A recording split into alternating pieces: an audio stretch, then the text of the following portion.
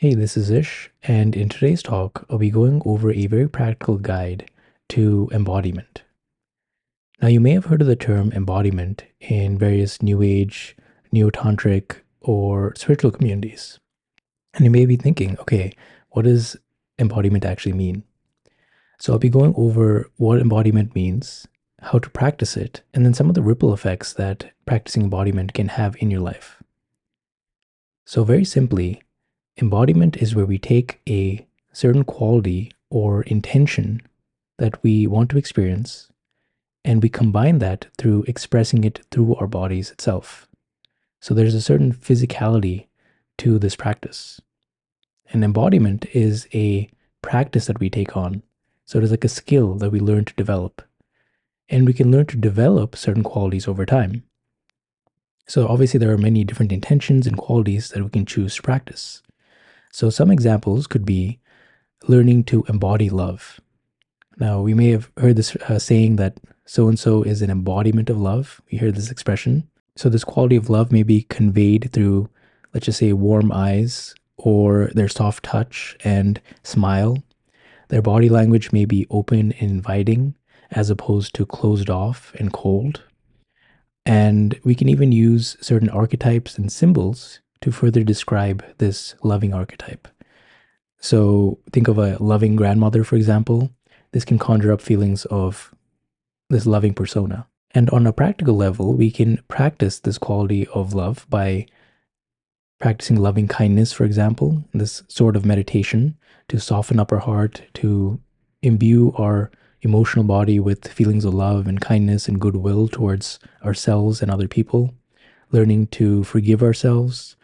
We can also practice just softening up our body language. So these are all practical applications of embodying this intention of love. Another intention that we can learn to embody is the quality of being calm.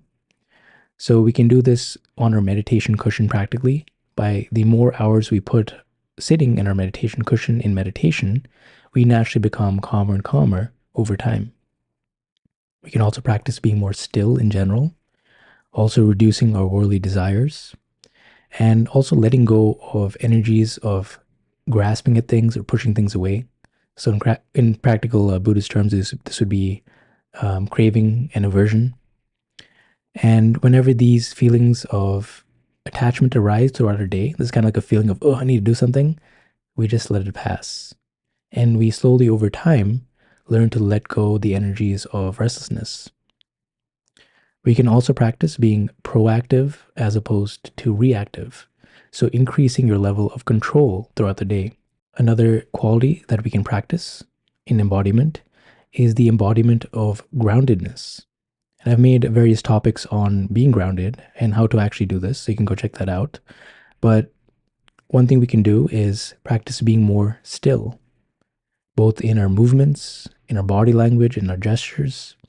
So, not fidgeting or making unnecessary movements, and actually just slowing everything down, both in our speech, in our gestures, in how we respond. And also, we can take our attention, which may be stuck in our thoughts, in our head, and root it down into our feet.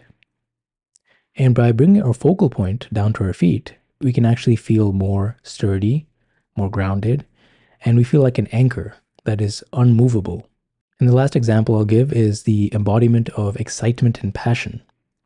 So you can see this in a lot of really extroverted content creators where they are super excited, they seem to be moving a lot and gesturing, and the energy seems to be operating from their heart area as opposed to, say, the feet or abdomen, which would be more indicative of the grounding energy. So being excited and passionate, you'll see that your energy starts to rise up. And this can also be good because you can inspire other people. And sometimes you need a faster pace energy to do that. Now, grounded energy is also inspirational too, but it comes from a different place. So you can invoke or put out into the environment and influence the environment in a certain way by practicing some of these qualities. So our energy, our presence, and our intention does shape the world all around us. And in addition, we can also change ourselves by practicing these certain qualities as well. And you may not have actually consciously thought about what type of energy that you're putting out there or qualities you want to present as. But this is also a really great way to practice mindfulness as well, because you're consciously taking control of your intentions and how you choose to respond in the world. So rather than being reactive to the world at large and the forces in your mind as well, you are taking conscious control and being proactive, and you're having the choice. And again, I want to remind you that this is a practice that we continue to do. So if you label yourself as a super anxious person that is ungrounded, this isn't who you are, but rather you just haven't developed the qualities of being grounded yet. Likewise, if you tend to describe yourself as very rigid and firm, and you want to practice being more open, more free, being more loose, playful, these are all qualities that you can learn to develop through an embodiment practice. So, how interesting is that? Because when we start to take on certain qualities through our intentions and physicalize it through our body, this actually influences the world, like I mentioned. So, how does this actually work? So, let's take being confident and being grounded, for example, something I talked about earlier. When we practice being still, practice calming everything down, being grounded, breathing lower into the body, in the abdomen, for example, or having the focal point on your feet, other people will actually see you as more reliable, more steady, unshakable, and a person to come to in times of chaos. Especially in today's modern world where people are distracted, they're on their phones, they tend to be reactive. One person that is radiating feelings of groundedness can actually calm the entire room all around them. Because as human beings, we look for certainty in the environment. And we look for those that have things under control, or at least portray that feeling of control. So by being more grounded, you can, for example, be more respected at work. You can be someone that other people count on. You can be the person that calms everyone down in the room. And in addition to the external benefits that you'll notice, it is also internal as well, because as you learn to ground, to still yourself a bit more, you will learn to work with your feelings of restlessness or anxiety, and to be content with where you are right now. And this can be very powerful. In addition, if you look into more neo-tantra traditions and circles, they will say that being grounded is where you emanate or embody the masculine pole or the masculine energy side of the spectrum. So when you start to embody these qualities of stillness and calmness in a dating situation, you will also attract a more what we call a feminine partner that is more moved by movement, so the opposite quality. So there's a polarity in place. So now let's look at another embodiment. So let's just say you are going now to the more heart-centered embodiment practices. So you're practicing gratitude, love for all things in the world. You are practicing self-acceptance.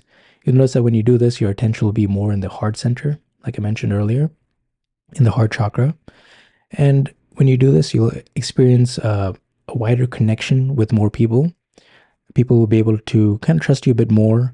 You also have the increased capacity to help other people as you are more in tuned with yourself and other people around you through connecting to the heart center. And there can also be a lot of healing internally as well.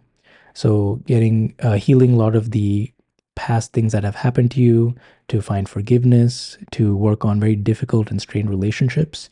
Tapping into the heart center can be very beneficial for all these things in your life. So I hope you found this talk helpful. I wanted to keep this very concise so you can have a good understanding of this. But if you actually want to know how to practice some of these embodied principles, like I mentioned, I can actually make other talks on this. So if you like a specific topic on embodiment, just let me know and I'll make a video on that as well. So I hope you found this helpful, and let me know in the comments what you'd like to embody. So what intentions and qualities would you like to embody throughout your day, and actually practice this today. So if you want to be more calm or more grounded or more confident or more heart focused or more loving, actually set an intention to practice it throughout your day. And actually notice, how can I practice this both on my meditation cushion and then throughout my day in my body itself? Start to think about this and practice it. And these qualities will grow over time. Thank you.